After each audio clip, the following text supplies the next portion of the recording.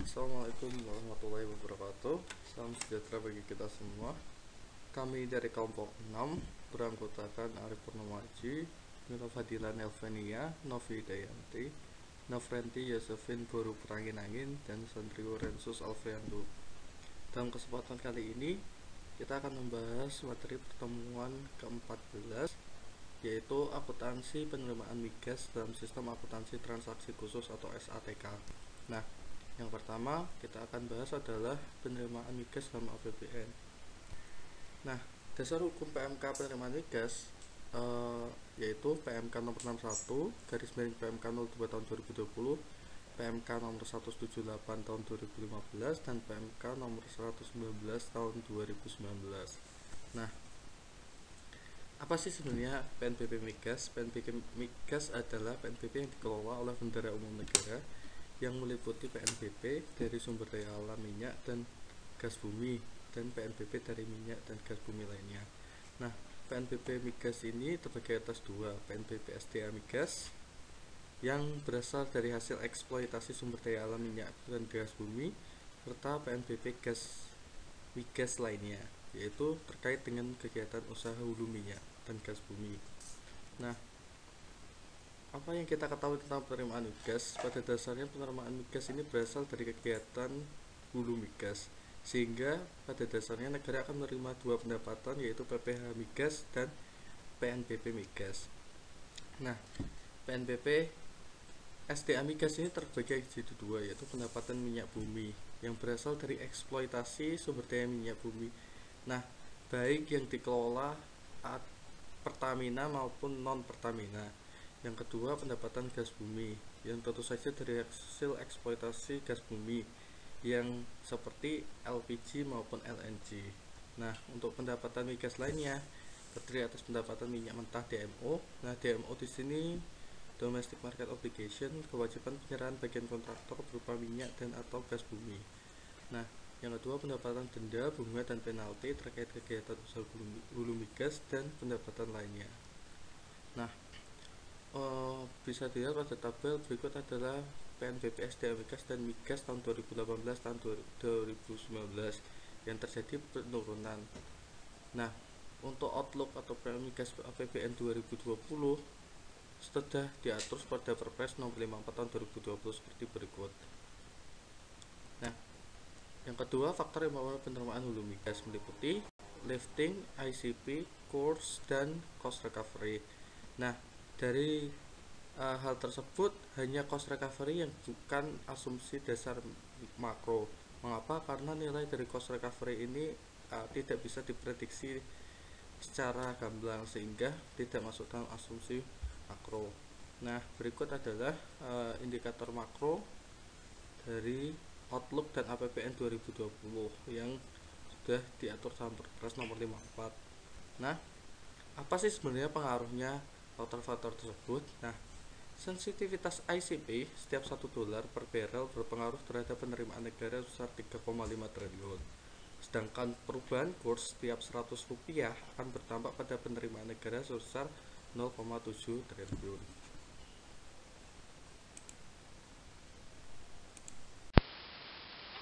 Kewajiban negara terkait kegiatan usaha hulu migas.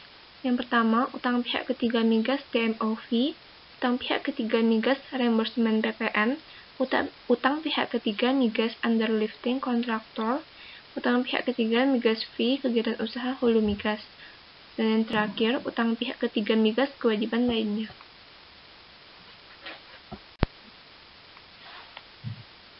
Prinsip dasar kontrak kerjasama di sektor hulu migas.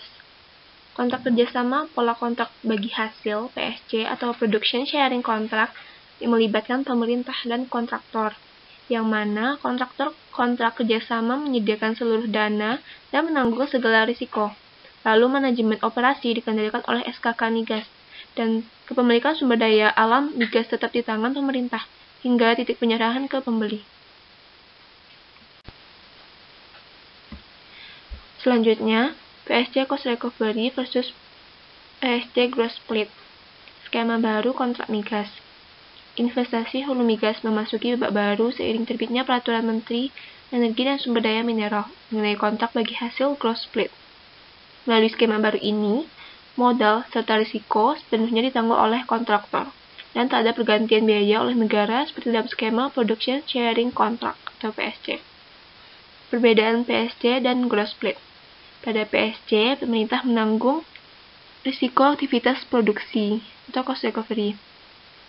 Jadi, produksi kotor akan dibagi hasilkan antara negara dan kontraktor, yang mana pada bagian negara dan pada bagian kontraktor tersebut terdapat pajak. Pada minyak terdapat bagian negara yaitu sebesar 85% dan untuk kontraktor 15%.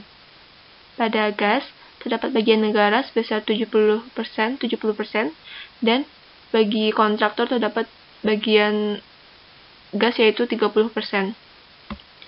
Lalu gross split, yaitu kontraktor menanggung seluruh aktivitas produksi. Produksi kotor akan dibagi hasilkan antara negara dan kontraktor, yang mana pada minyak, bagian negara yaitu sebesar 57% dan kontraktor 43%. Dan untuk gas, bagian negara sebesar 52% dan bagian kontraktor sebesar 48%. Kontraktor mendapat tambahan dari dua komponen. Yang pertama, komponen variabel ada 10 variabel, termasuk lokasi wilayah kerja dan kandungan karbon dioksida. Yang kedua, komponen progresif, yaitu harga minyak dan jumlah produksi migas. Selain pembagian di atas, negara juga akan mendapat tambahan dari pajak. Lalu prinsip penerimaan migas.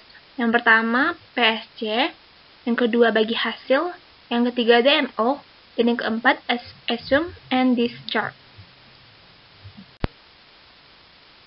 Assume and discharge, yaitu pembebasan dan penanggungan atas kewajiban pajak tidak langsung.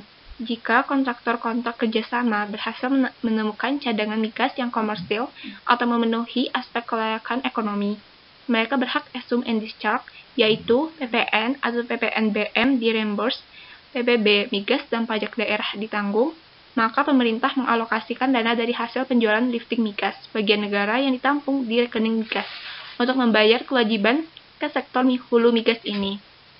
Kewajiban ini jadi pengurang dalam pengukuran pendapatan PNBP SDA migas berbasis kas.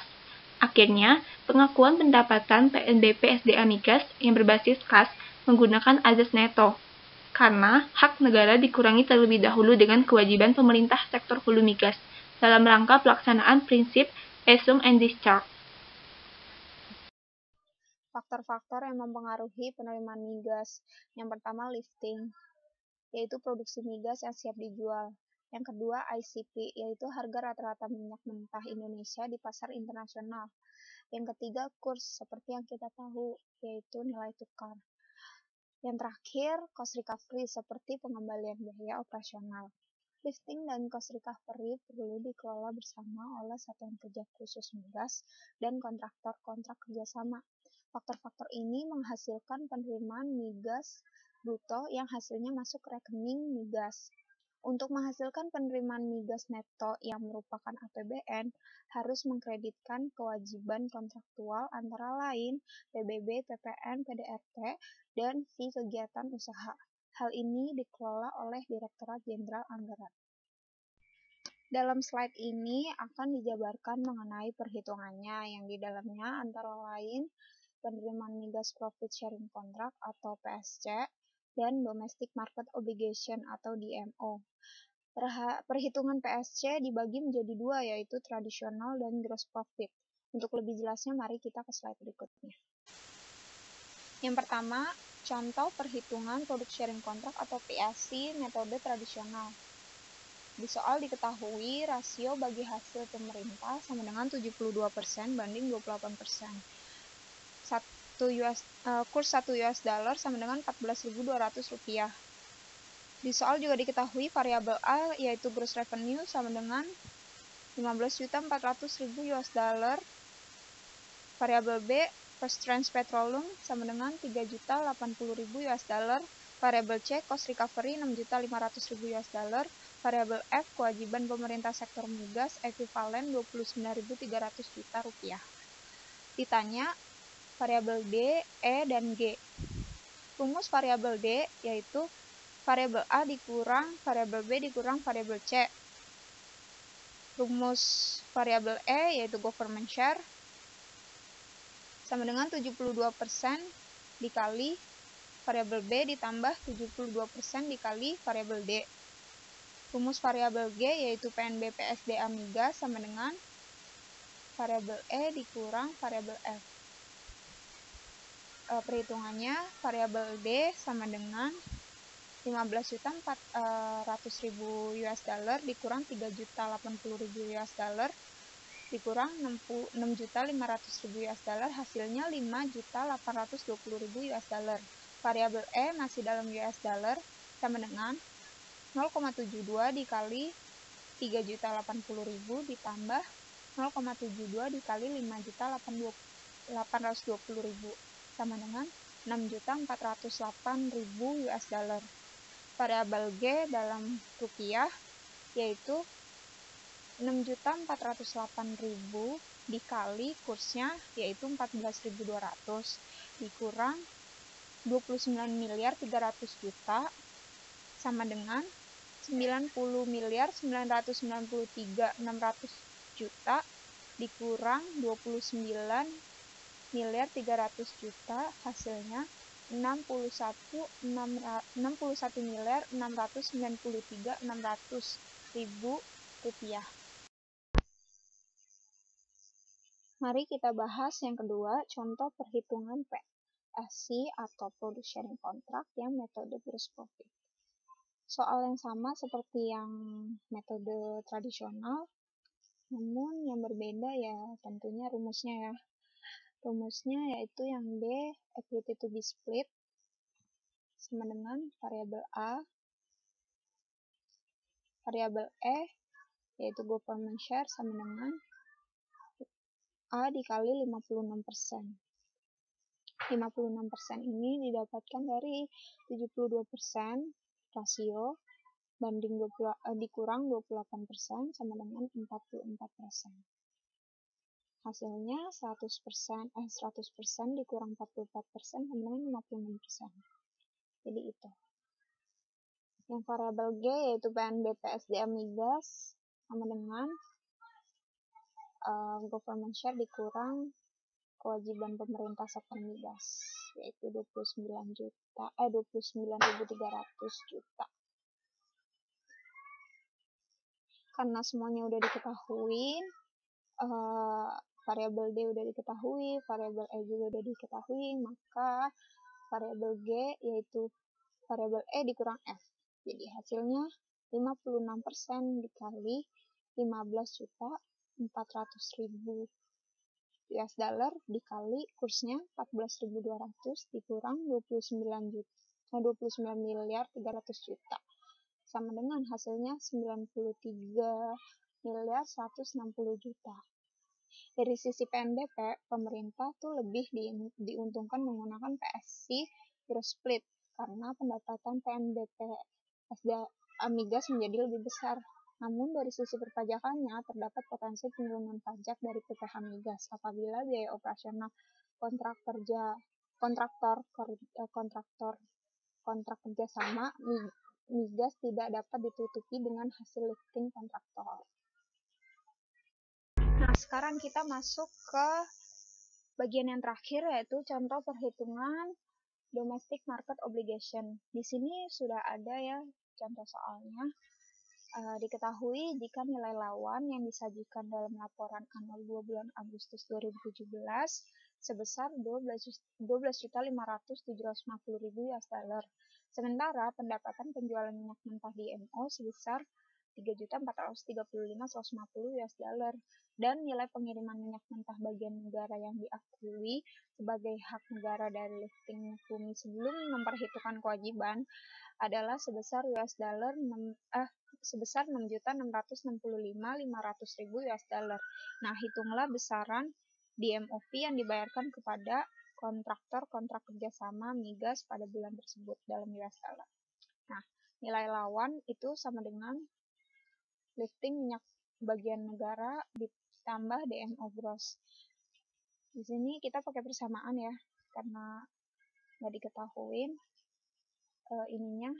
Jadi nilai lawan sudah diketahui 12.500.750.000 US dollar sama dengan 6.665.500.000 US dollar ditambah DMO gross. Nah, DMO grossnya sama dengan 5.835.250 US dollar. Nah, ini kan DMO grossnya udah diketahui. Kita pakai persamaan pendapatan penjualan sama dengan DMO gross dikurang DMO fee. Pendapatan penjualan minyak mentah DMO-nya udah diketahui sebesar 3.435.150 US dollar. DMO gross-nya 5.835.250 US dollar. Jadi DMO fee-nya sama dengan 2.400.100 US dollar. Gitu. Jadi inilah contoh perhitungan domestic market obligation. Selanjutnya kita akan membahas tentang direct transfer dan indirect transfer.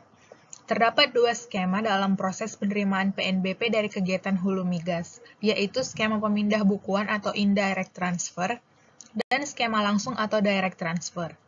Akuntansi pendapatan yang digunakan untuk penerimaan ke rekening minyak dan gas bumi atau indirect transfer menggunakan asas neto.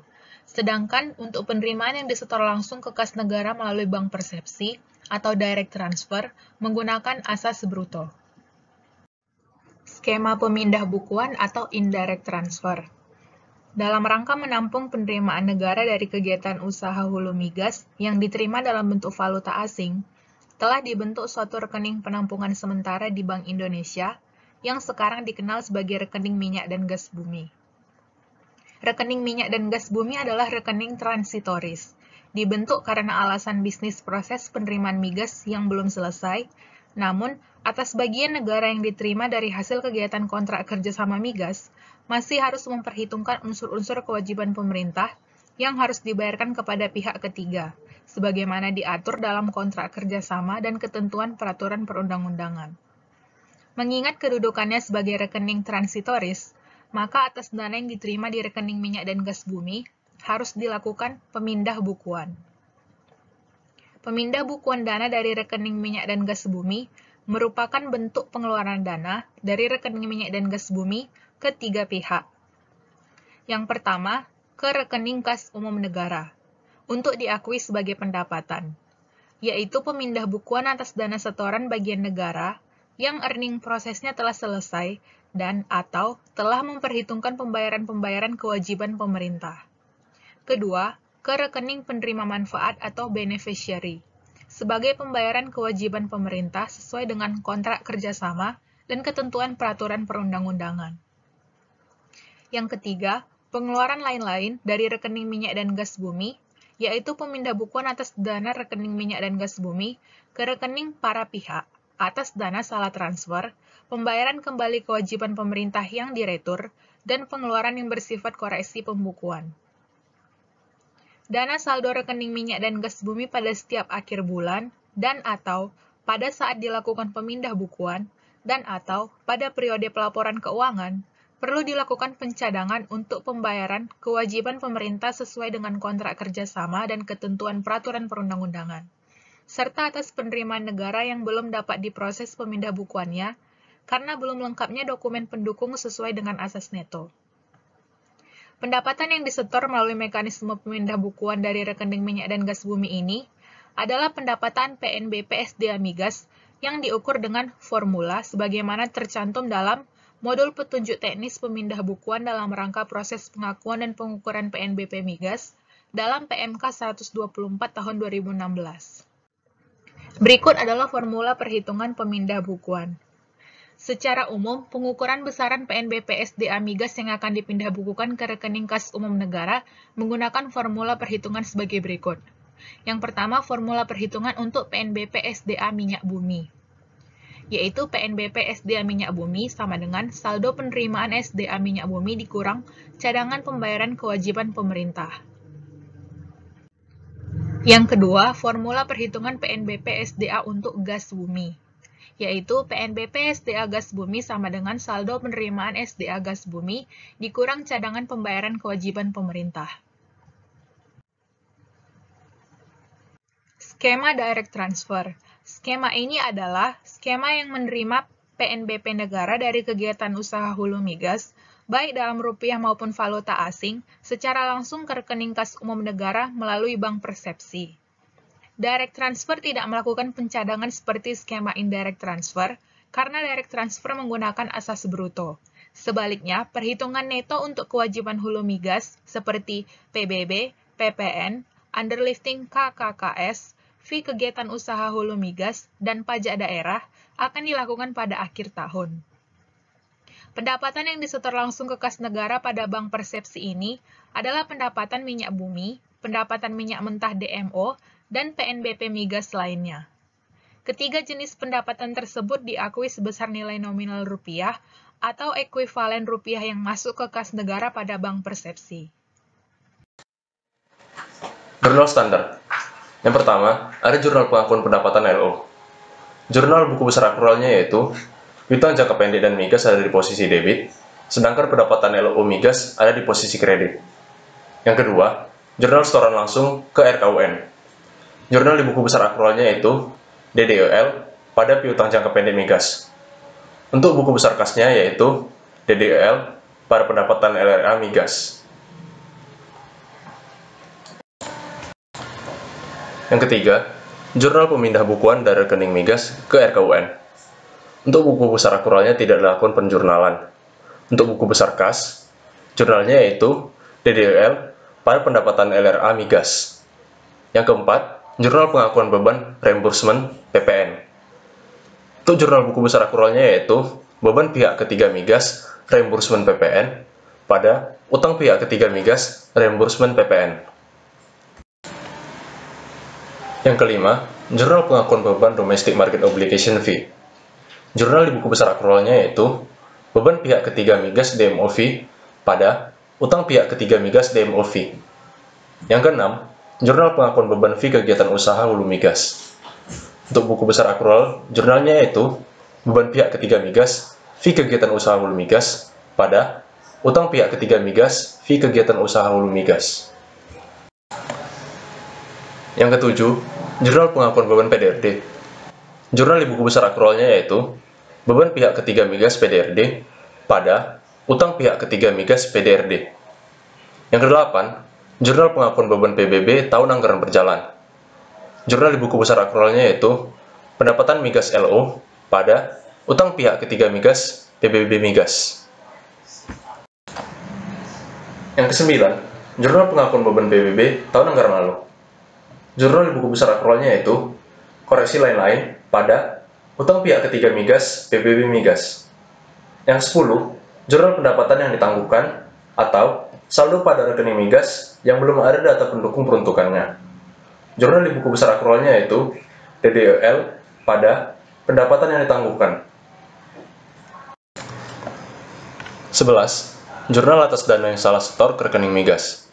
Jurnal di buku besar akuralnya yaitu DDEL pada utang jangka pendek lainnya. Yang ke-12, jurnal penyelesaian kewajiban.